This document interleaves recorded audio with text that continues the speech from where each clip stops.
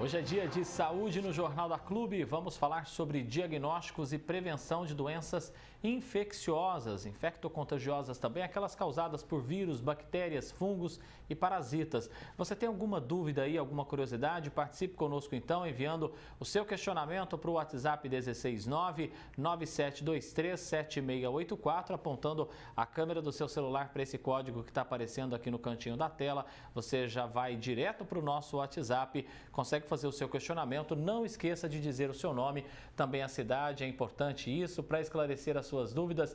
Conosco está a médica infectologista Renata Teodoro Nascimento, a quem eu agradeço muito por ter aceito o nosso convite, viu, doutora? Muito bem-vinda aqui. Já começo perguntando então como a gente diferencia uma gripe de um resfriado e quando é hora de fato da gente procurar o atendimento médico. Doutora, bem-vinda aqui, ótima tarde.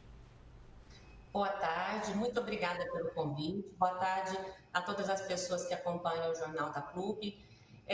Os resfriados geralmente são quadros leves, habitualmente não tem uma tosse importante, não tem febre importante, sintomas sistêmicos importantes. A gripe, de uma forma diferente, é uma doença potencialmente grave.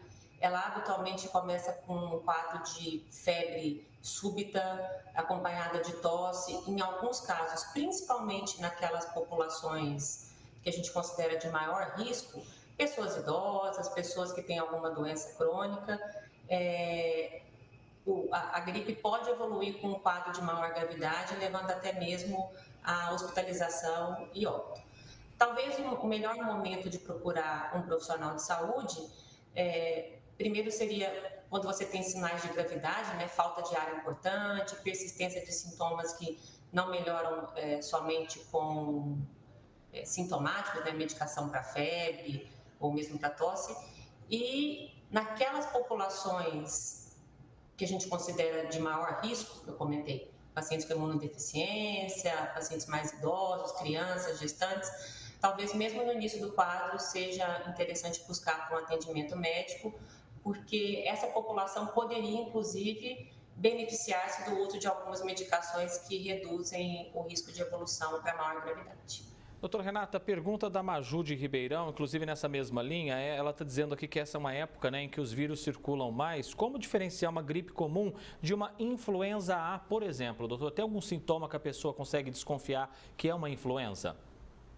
Então, talvez o primeiro questionamento aí, as pessoas confundem um pouco. Gripe é justamente uma infecção que é causada pelos vírus influenza. E aí a gente tem influenza A, influenza B, o H1N1, muitos desses, inclusive, são cobertos pelas vacinas que são disponíveis. Então, talvez a pergunta que ela queria fazer era como diferenciar um resfriado comum da gripe, que é a influenza. O grande problema é que, de uma maneira geral, a gente até tem alguns testes que não estão disponíveis em todos os serviços, que podem diferenciar vírus comuns, os rinovírus, adenovírus, dos vírus influenza. Do ponto de vista prático, quando a pessoa tem sintomas mais leves, então, nariz escorrendo, uma tosse que não tem sintomas graves associados, essa pessoa pode apenas considerar o uso aí de sintomáticos, mas quando existem sintomas mais importantes, uma tosse persistente, febre alta, ou aquelas populações que eu comentei que são mais susceptíveis, mais vulneráveis e capazes de desenvolver quadros mais graves, essas pessoas deveriam procurar um atendimento médico, talvez inclusive para o uso de medicações que a gente tem disponíveis, inclusive no SUS, para o tratamento de influenza. Do ponto de vista clínico, tem uma série de vírus respiratórios que a gente não consegue diferenciar se aquilo é resfriado, gripe, vírus sensicial respiratório, parainfluenza, outros vírus. Pergunta da Priscila, que chegou aqui para a gente. Ela está dizendo que está com chikungunya desde do dia 28 de janeiro e até hoje ela está sentindo dores articulares. É normal, doutora? E o que ela pode fazer? A chikungunya é uma doença que tem se tornado mais diagnosticada nos últimos tempos. Ela também é transmitida pelo mosquito, pela fêmea do Aedes aegypti, né? Então, o mesmo transmissor da dengue. E os sintomas iniciais, eles são muito semelhantes à dengue. Então, é febre, dor no corpo.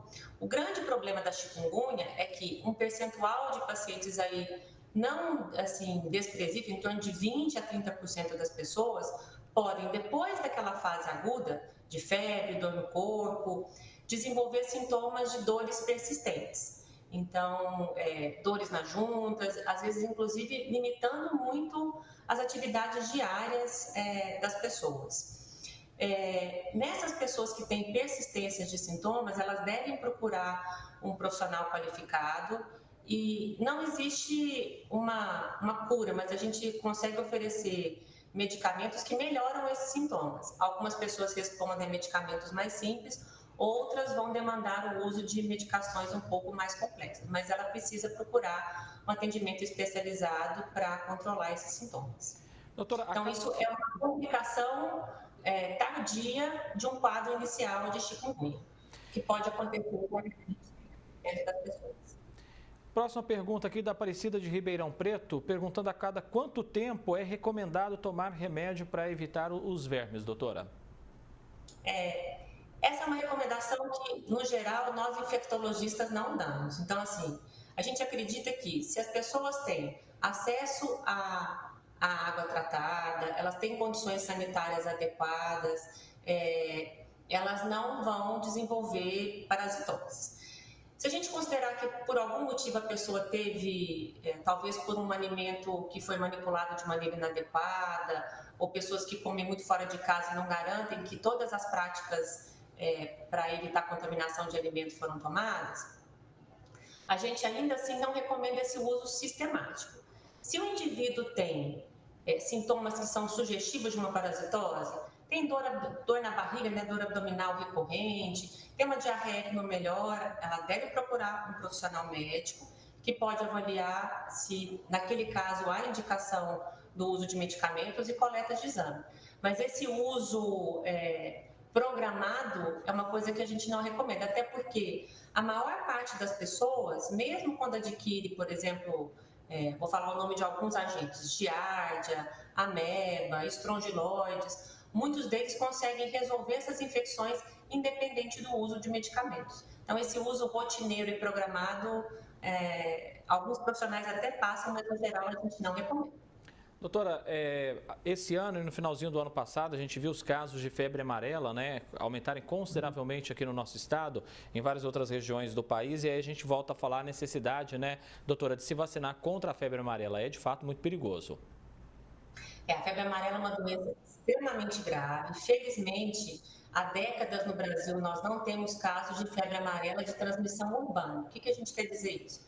Existem mosquitos, a febre amarela é um vírus que está presente nas regiões de mata no Brasil, tem transmissores que são específicos das regiões de mata, e a gente sabe que o Aedes aegypti, que também transmite a chikungunya, que também transmite a dengue, é um potencial transmissor de febre amarela e já foi um importante transmissor de febre amarela no passado nas cidades no Brasil. O que aconteceu é que a gente teve uma grande cobertura vacinal ao longo de décadas, isso muito feito nos anos 20 e 30 aí. A gente teve também controle de algumas situações sanitárias que proporcionaram, mas principalmente a vacina, o controle da febre amarela.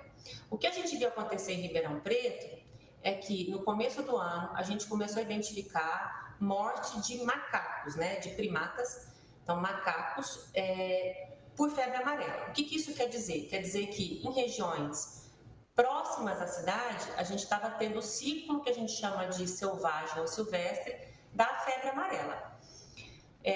Nessas situações, se eu tenho uma pessoa não vacinada para a febre amarela que circula nessas regiões, esses mosquitos que habitualmente vivem principalmente na copa das árvores e que com isso picam os macacos, podem eventualmente picar uma pessoa não protegida que aí vai adquirir febre amarela. Diferente da dengue, que apesar de causar uma série de problemas, a febre amarela é uma infecção que em pessoas não vacinadas tem uma chance de morte em torno de 30% a 50%.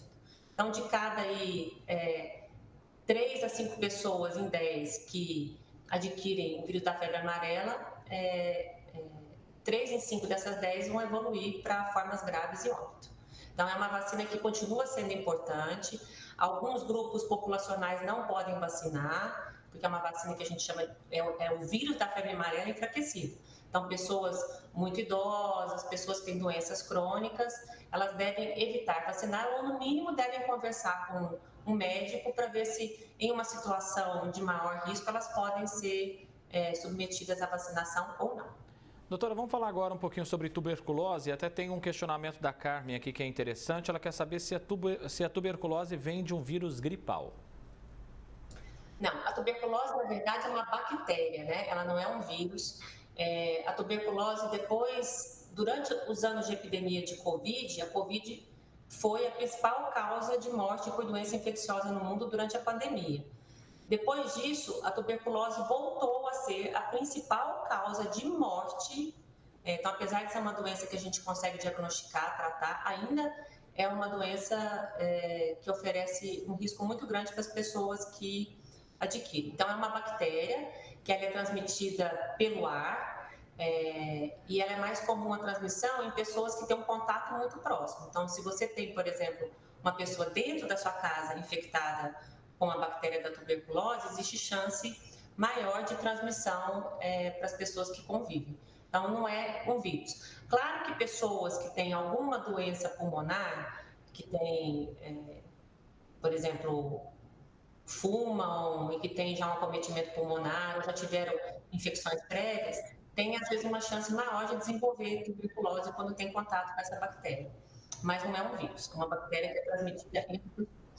Respondido então o questionamento da Carmen. Já o Vitor quer saber, doutora, se mesmo estando vacinado contra a dengue, ele pode pegar o vírus ainda?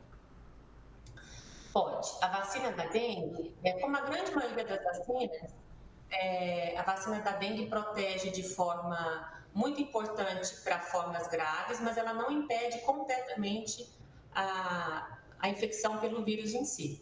Mas ela traz uma excelente proteção contra as formas mais graves, hospitalização e principalmente evita aí os casos de óbito. Mas nenhuma vacina existente vai proteger contra 100% dos casos. Pergunta da Zilda, aqui de Ribeirão Preto, dizendo sobre infecção urinária de repetição. Ela chega a falar em 3 por ano. Por que tão frequente assim? A utilização do DIU pode estar causando essa infecção urinária na Zilda? Tá. Infecção urinária é uma coisa, principalmente mulheres, realmente frequente. É um desafio para quem cuida da saúde das mulheres, mas o DIU não é um fator de risco em si para o desenvolvimento de infecção urinária. As mulheres estão mais susceptíveis, né, têm maior facilidade de ter essas infecções urinárias de repetição, principalmente nas mulheres aí na fase da menopausa, elas têm um risco até maior.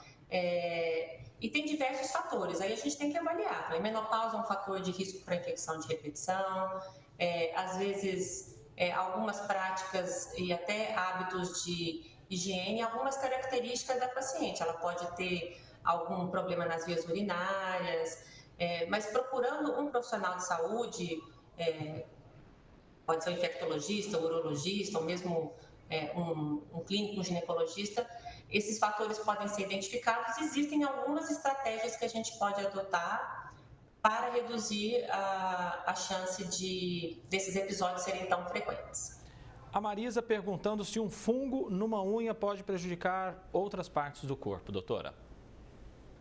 Pode, principalmente em alguns pacientes que têm, pacientes diabéticos, quando eles têm infecções fúngicas nas unhas, isso pode ser porta de entrada, por exemplo, para bactérias, e essa bactéria poder causar infecções não só no pé, mas como em outras partes do corpo.